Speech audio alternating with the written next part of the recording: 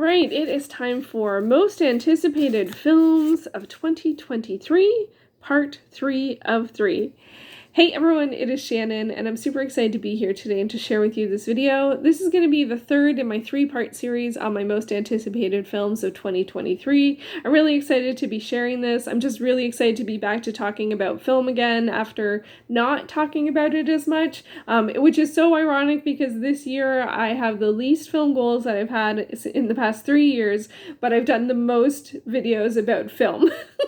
It's kind of weird. Maybe I made room for that to happen by having less goals. I don't even know. Anyway, one of my goals was to make an anticipated list of films that are being released, or I called it my 2023 watch list, but what I meant was films that were coming out in 2023. So after I did that, I realized that was a lot of movies, so I've done this in 3 parts, and now here we are in the third and final part, where I'm going to be talking about dramas, I'm going to be talking about mysteries, or at least one mystery, a biopic, and a documentary. And I do think there might be a comedy on this list, but don't hold me to that. I think it might be. Is it a comedy? Is that the genre? Anyway, we're going to get started with this, and the first film that I'm going to share is actually literally when I sat down to the computer and I was like, I'm not quite sure where to go or how to come up with a list for this year, and like I pulled up YouTube and it showed me this trailer, and I was like, this movie looks amazing, and of course I must make a most anticipated films of the year list.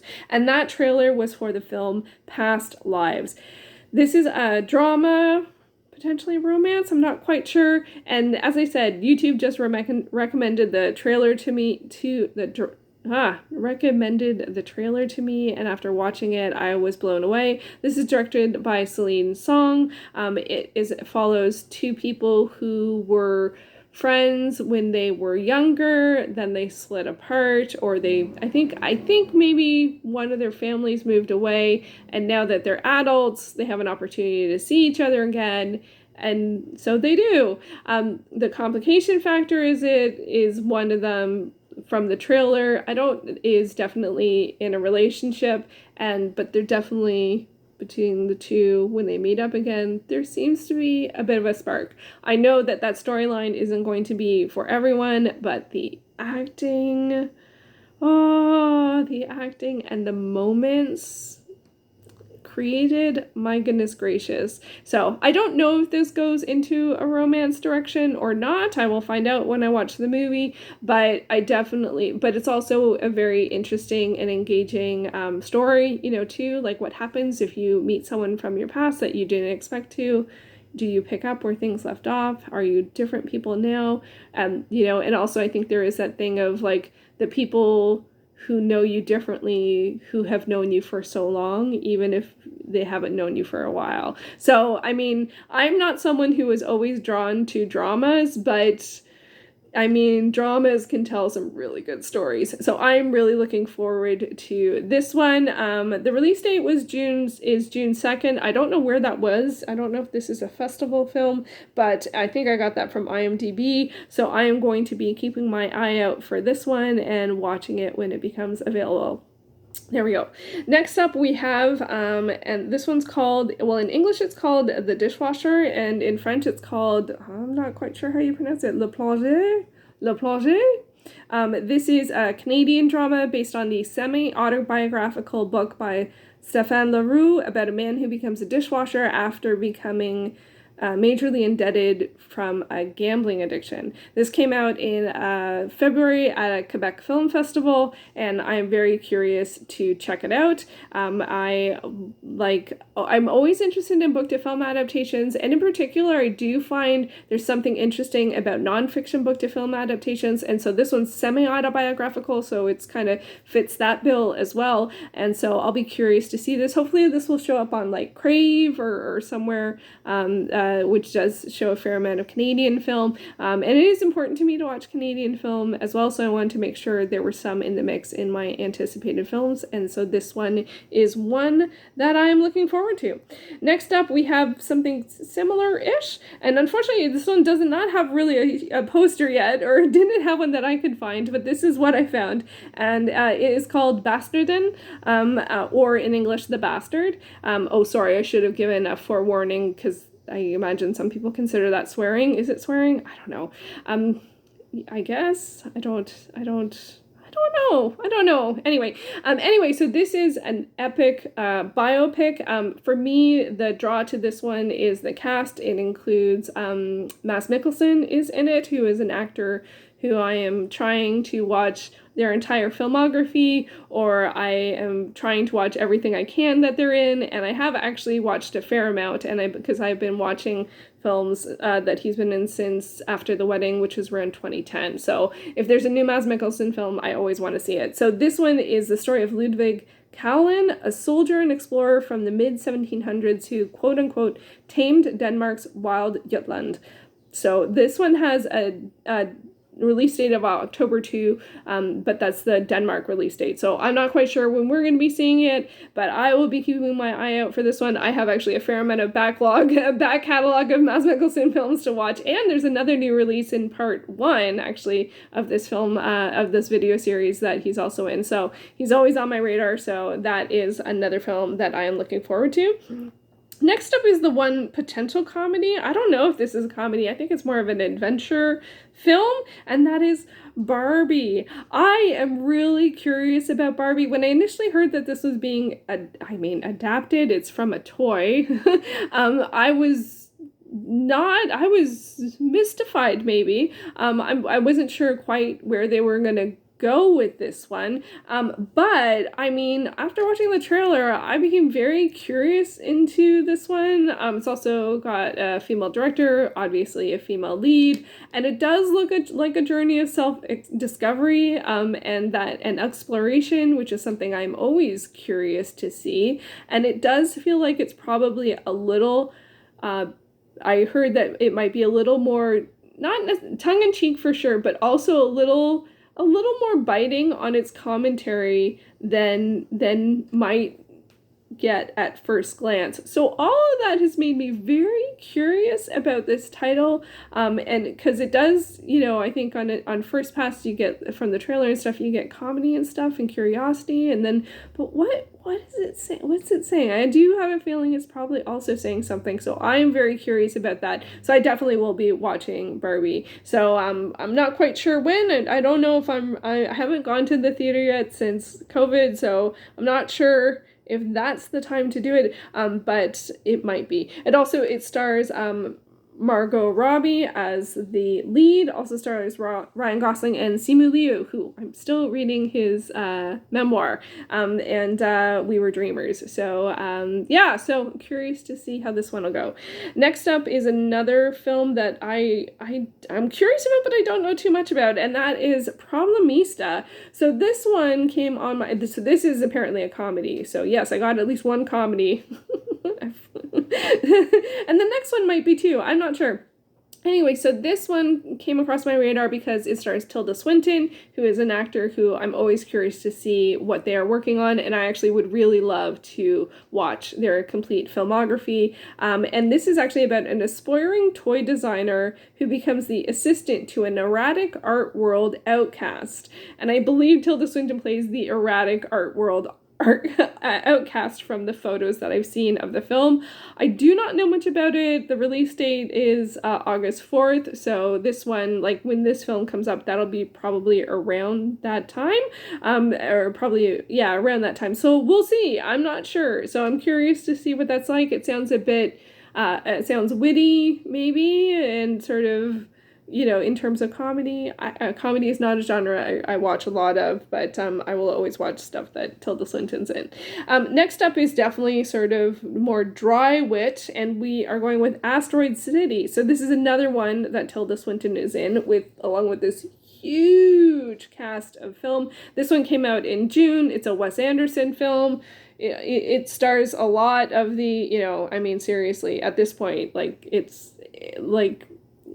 has a lot of the same actors coming back time and time again for more Wes Anderson films. I actually haven't seen a Wes Anderson film in quite some time. I did really enjoy The Royal Tenenbaums, but I do feel like sometimes, I don't know how, I feel like maybe this is a whole conversation for another time, but there is something strange about when a film comes out, the first film comes out or the first big film of a director comes out, and people respond so strongly to the style in which it's made, and then it feels like over time people get a little like, oh, I've seen this before, but it's like, and we like, I feel like we've seen this with Tim Burton, and then I feel like we have this with Wes Anderson too, like sort of what draws people into the world is the style, like the pace, like with Wes Anderson's, the comedy and the pacing and the dryness and stuff like that, and how stylized all of the settings and the clothes and all of that stuff is. But then over time, it feels like sometimes that becomes, people don't respond to that as much. And I think that's just a curious thing. So anyway, I will probably see this. I don't know if there's any connection to any of the other films. I think they're all sort of standalone but have a similar vibe. I don't know. It's been a while since I've seen one. But yeah, I'm curious about it because Tilda Swinton's in it. So, Willem Dafoe's in it.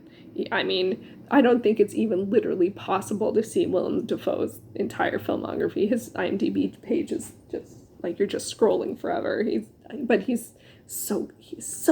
He is so good. Anyway, okay, next film is actually a sequel.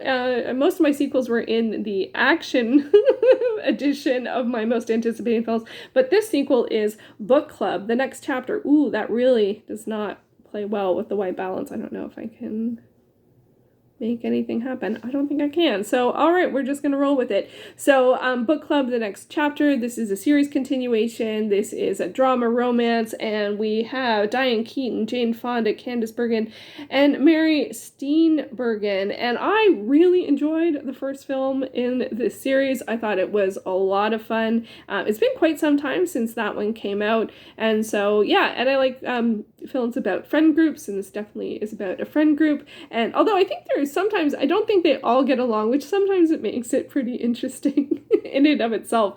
And so, yeah, this one has a release date, was in May, so it has already been released, so hopefully it will pop up on streaming sometime soon.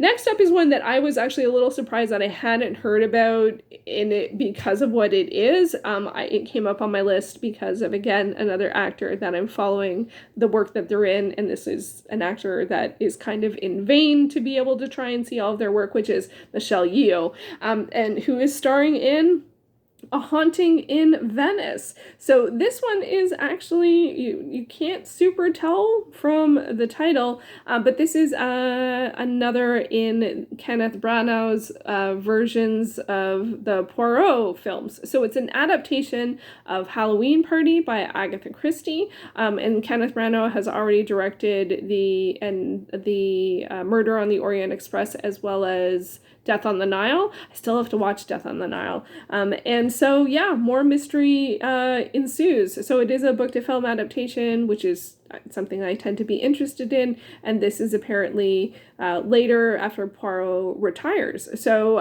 yeah, Michelle Yeoh's in it, so I will watch it. Kenneth Branagh, honestly, I really enjoy the work that he does. I think there was just that, sometimes I think, did he do that Much Ado About Nothing? Because I think that's the only, if he did, that was the only one that was a little like, And the Hamlet was very, very, very, very long. Very long. Like intermission when I saw it at the theater, like the movie theater. I think that might be one of the only times I've had an intermission in a film, because it was like 4 hours. So yeah, but generally speaking, I do love the work that he does, but there's been a couple that I haven't been as fond of. So I have to watch Death on the Nile because this will be the next. I think I will this time maybe not read the book, because I did read Death on the Nile. It's been a long time though. I read it last year at some point. So like long enough that I don't remember the story. But I think sometimes with mystery for me, I enjoy having it be revealed as I watch it, and then if I enjoy the story, I'll go back and read the book after. So I think I might try that with this Poirot, and see how that goes. So yeah, so that's apparently coming. The release date I have for that is September 15th. Next up we have, Oh, this one is another one. Okay, so this one I don't have an image for, so this is our placeholder. Tilda Swinton. There's a film called The Killer. Has the release date of November 11th on Netflix. Oh, that's a bit of a weird release date. Anyway, this is a David Fincher film. It also stars Michael Fassbender, who is the protagonist, and it apparently follows an assassin who develops a conscience and then starts to crack. It's based on the French graphic novel series by Alexis Nolant, illustrated by Luc Gassamon. I'll put the information for that down below. So again, Tilda Swinton is someone I will watch anything that they are in, and so I will be watching this, especially since it's a Netflix film, or has a Netflix release date. I'm actually a little surprised that David Fincher has a Netflix release date, but maybe I think things have changed a lot, and so that makes a lot of sense, and honestly, it makes it more accessible for me, so, I mean, yay. And Michael Fassbender, I think, is a really great actor, so I'm curious to see what this is like. So now I'm trying to figure out, do I want to read the French graphic novel before... Oh, graphic novel series, maybe not. Maybe I should see how many are in the series and how available it is. That's the route I will take. And then next up we have, I think, the last for this list. Yeah, the last for this list, and the only documentary on my list. Mind you, that being said, I don't have my ear to the ground for a lot of documentaries. Oh, it's not giving me the image. Where's the image? So yes, my one sole documentary, and that is 299 Queen Street West. So if you are a Canadian that grew up or watched TV in a certain area, in a certain era, you will know what 299 Queen Street West is. And also if you're a Torontonian, you probably know what 299 Queen Street West is, which is the home base of Much Music, and also City TV. So yeah, this is a documentary on the early days of Much Music. For my American friends, that was our version of MTV. So it was a channel dedicated to music videos, interviews, mostly music videos and interviews, and yeah, and like a lot of other, and then ended up not having as much because I guess YouTube. I guess that's where all the videos went. Anyway, 299 Queen Street West is just like one of those addresses that you just, like, for me as a Torontonian and someone, again, who grew up at a certain time or watched, TV at a certain time, you just know what that address is. And so I am really, really, really, really, really curious to see what this is like. I'm really looking forward to if they have footage or like new interviews with a lot of the VJs, because I definitely watched a lot of Much Music in my day, and I'm just curious as to what this is going to be like. So this has a 2023 release date, but non-specific. It does say that it was at South by Southwest, so that's interesting to see. So I imagine this will probably show up on Crave, but I will keep my eyes open for that. And if you do try and keep tabs on stuff like that, I really like the app and website Just Watch, because you can search and it'll show you across all of the different streaming services. If you sign up for an account, you can say which streaming services you have access to, and then it says which ones it's available on. It's huge. Instead of having to search by individual service, it makes a huge difference. And so for me, especially with this list or these three lists of my most anticipated films, I should sort of get into a regular rotation of checking those all out, checking all of these out through there. This isn't sponsored or anything. I don't have any sponsorship. I don't have any plans to have any sponsorship, but I just find it's a really good tool, especially because as a Canadian, like what we have on Netflix is not the same as what's available in the States, which is not the same as what's available in other countries. So it's really nice to have sort of like one spot where you can check all of that stuff out. Things have really equalized over the years, but still, I do find in particular with Netflix, it's not the same. So mostly with TV, but still. Anyway, so those are the dramas and biopics and a couple comedies and one documentary that I'm looking forward to. Let me know if there's any dramas, biopics, documentaries, or comedies that you're looking forward to this year that I didn't mention, or alternatively, which of these titles that you are most excited about. I hope you enjoyed this 3-part series that I did. I really didn't think it was going to take this many videos or this much time, but I thought it would be nicer to have it split out into different videos so that it can be more of a discussion style as opposed to a list, like a list with some discussion with some context too, because I don't know how many other people knew right away what 299 Queen Street West is. So yeah, but for me, like, that, it'll always have a special place in my heart, so for a variety of different reasons. So anyway, it concludes this 3-part series. I hope that you enjoyed it. I'm looking forward to keeping my eye out for these films to see when they become available. And yeah, so that's 30-ish films I'm looking forward to in 2023 over the 3 videos. I will leave links to the earlier videos down below. Part 1 was action and horror, Part 1 was action and historical, and Part 2 was horror, thriller, fantasy, and family. I had to group them in some way. Anyway, it made sense. It makes sense. It's the fantasy and family ones are pretty similar. Like, it just flowed. It flowed. Anyway, that's it for this video. Thank you so much for watching. I will be back with another one very soon. Take care.